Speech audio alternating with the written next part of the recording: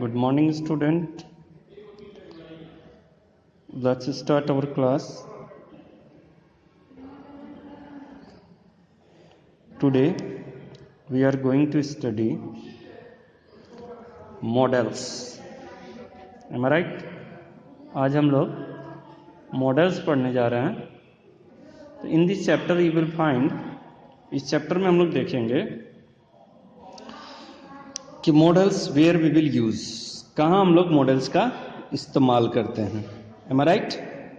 तो आप इसमें देख रहे हैं models is use to clear the main verb.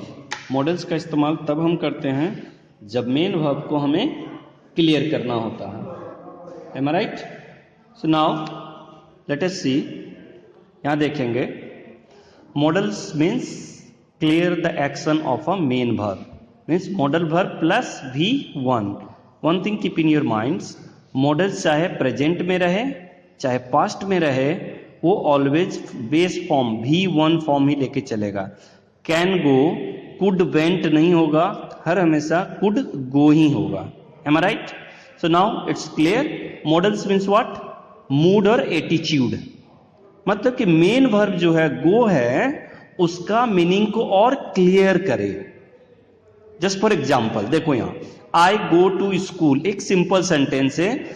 आई जो है आपका ये सब्जेक्ट है, गो जो है ये वर्ब है, और टू स्कूल जो है आपका ये ऑब्जेक्ट है. Am I clear? अब इस एक साधारण सिंपल सेंटेंस है, असर्टिव सेंटेंस हमने पढ़ चुका था. राइट? Simple sentence. अगर हमें इसमें एबिलिटी शो करना हो, पॉसिबिलिटी शो करना हो, डिटर्मिनेशन शो करना हो, थ्रेटनिंग शो करना हो, तो इसके पावर को बताने के लिए, इसके मूड को बताने के लिए different types of models are there.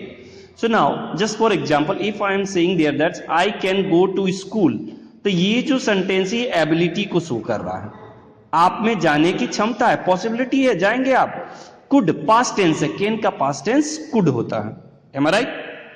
अब दूसरा यूजेस समझिए. कैन का इस्तेमाल ability. One thing keep in your mind there that can के साथ हम एबल का वर्ड का इस्तेमाल नहीं करते हैं. हम कभी भी ये नहीं कहेंगे कि can able, I can able to solve this sum. गलत हो जाएगी सेंटेंस. Am I right? क्या कहेंगे? I can solve this sum. अगर आप कहते I am able to solve this sum, सही हो जाएगा. आई एम एबल करेक्ट है, मगर I can able to solve this sum ये गलत हो जाएगा. एरर फाइंडिंग सेंटेंसेस में ये एग्जांपल आते हैं. अब नेक्स्ट है मे. कैन इनफॉर्मल वे. देखो फॉर्मल और इनफॉर्मल वे सारे बच्चे जानते हैं. Formal letter, informal letter. तो फॉर्मल लेटर किसको लिखते थे? प्रिंसिपल को, ऑफिस यूज के लिए. राइट? और इनफॉर्मल लेटर किसको लिखेंगे?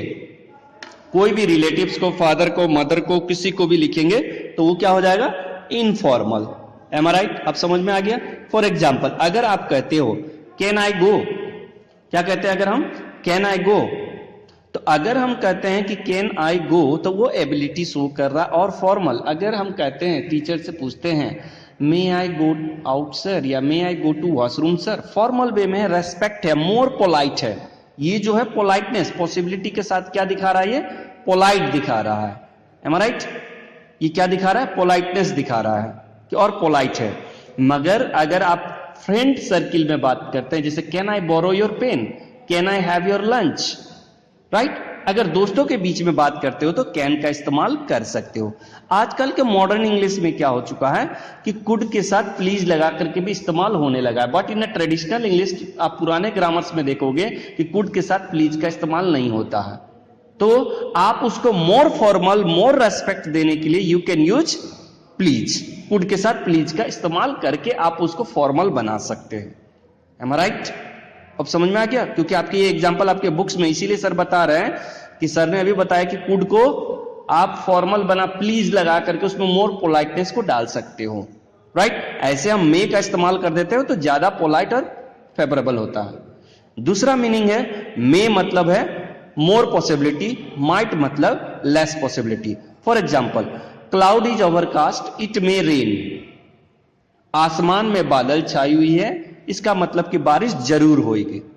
अगर वही कहते हैं cloud is overcast, it might rain, आसमान में बादल छाई हुई, इसका मतलब कि बारिश नहीं होगा. माइट इस्तेमाल कर दिया, इसका मतलब छाता लेके जाने की जरूरत नहीं है। मे का इस्तेमाल किया, इसका मतलब कि हमें छाता लेके जाने की जरूरत है।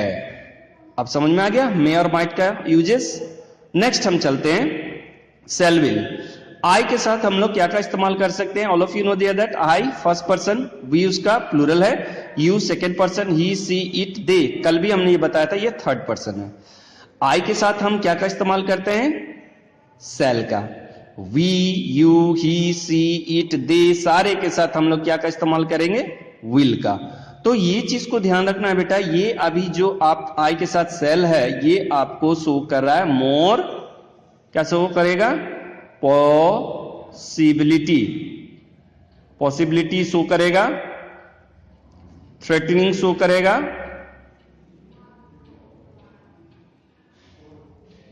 थ्रेटनिंग शो करेगा, डिटर्मिनेशन शो करेगा।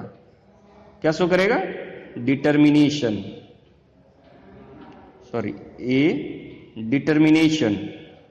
अब देखिए एग्जाम्पल देखिए जरा, आई शैल डू माई होमवर्क और आपने कहा I will do my homework.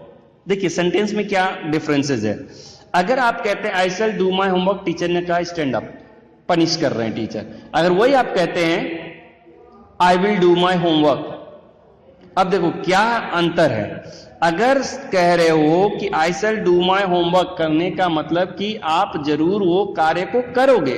अगर आप कहते हो आई विल डू माई होमवर्क तो लेस पॉसिबिलिटी हो जाएगा, वो टीचर आपको पनिश करने का। अब समझ में आ गया क्या डिफरेंसेस है? वही सेम थिंग जहां पे हम लोग विल का इस्तेमाल कर रहे थे वहां पर सेल, जैसे we will do this work या वी विल डू होमवर्क, तो इसका मतलब कि आप होमवर्क करोगे। अगर वही कह दोगे we shall do this homework, मतलब कि आप होमवर्क नहीं करके लाओगे।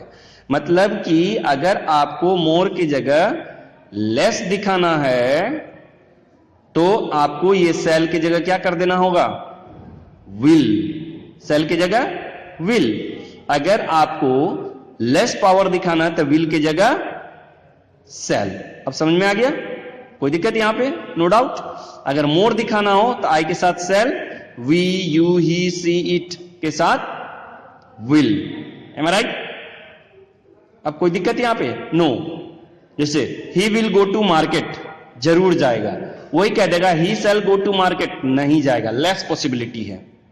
अब जैसे कह दिया सी विल किल मी, तो सी विल किल मी मतलब जरूर मारेगी।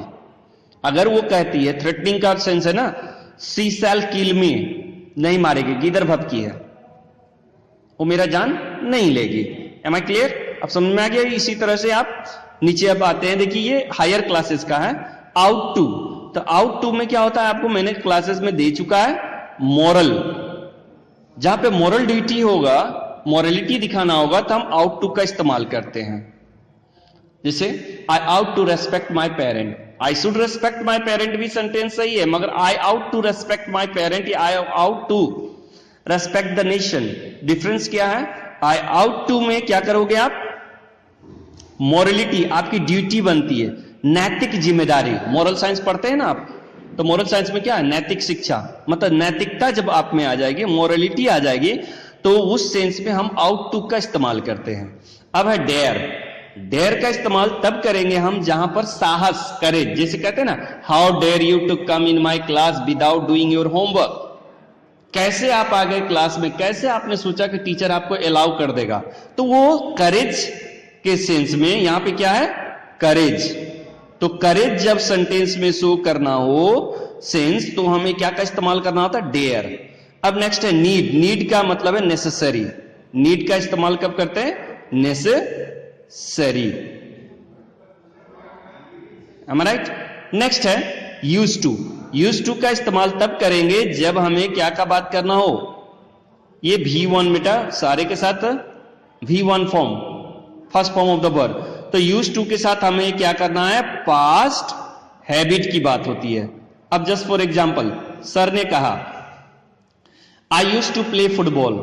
सर तो अब टीचर बन चुके हैं, जब सर बच्चे थे तो उस समय क्या कर रहे थे? फुटबॉल प्ले किया करते थे। एग्जाम्पल आपके एग्जाम्स में आता है, Gandhi ji use to Spain चरखा। तो यूज टू मतलब अब तो गांधी जी मर गए, मगर उनकी आदत क्या थी, जब वो जवान थे, जिंदा थे, तो उस समय वो क्या करते थे, चरखा चलाते थे, सूत काटते थे, कपड़ा बुनते थे। तो यूज टू का इस्तेमाल पुरानी आदतों के लिए करते हैं। और हैज, हैव, हैड, टू, तो ये आपको कंपलसरी के सेंस में है बेटा। ये क्या है, कंपलसरी, मतलब कि आपके पास कोई भी ऑप्शन नहीं है, टर्म्स एंड कंडीशन है। For example, if you want to take admission in DAV, you have to pass entrance examination. अगर आपने इंट्रेंस एग्जाम पास नहीं किया तो आप क्या हो जाओगे, डीएवी में एडमिशन लेने के लिए क्या होगे, सक्सेस नहीं कहलाओगे। तो now I hope it's clear now. Has, I के साथ हैव, सारे बच्चे जानते हैं। यू के साथ have, right, he, she, it, singular जहां रहेगा उसके साथ हैज। जब पास्ट हो जाता है तो वो हैड। तो टू लगा हुआ है, आप हायर क्लासेस में जाओगे तो ध्यान रखोगे टू प्लस इंफिनिटिव, तो टू के साथ इंफिनिटिव। फाइनाइट वर्ब वो वर्ब होते हैं, पिछले क्लासेस में मैंने बता चुका है, जो अपना फॉर्म सब्जेक्ट के अनुसार चेंज करे। जस्ट फॉर एग्जांपल बी है तो बी आई के साथ एम बन जाता है, ही, सी, इट के साथ इज बन जाता है, यू, दे, वी के साथ आर बन जाता है। तो देख रहे हैं ना, बी ही फॉर्म है जो अपने फॉर्म्स को चेंज कर देता है, तो उसको हम फाइनाइट वर्ब कहते हैं। और इनफाइनाइट का मतलब उल्टा, जो अपने फॉर्म्स को चेंज नहीं करता। M I right? जैसे मॉडल वर्ब में सारे में देख रहे हो ना, सारे में आप देख रहे हैं कि modal verb always carry V1, चाहे वो प्रेजेंट टेंस में रहे चाहे वो पास्ट टेंस में रहे, सदा अपने साथ V1 लेकर के ही चलता है। So now introduction of the models खत्म हो चुका है। Tomorrow we will learn the exercises. कल हम और क्लेरिफाई करेंगे। I hope it's clear now.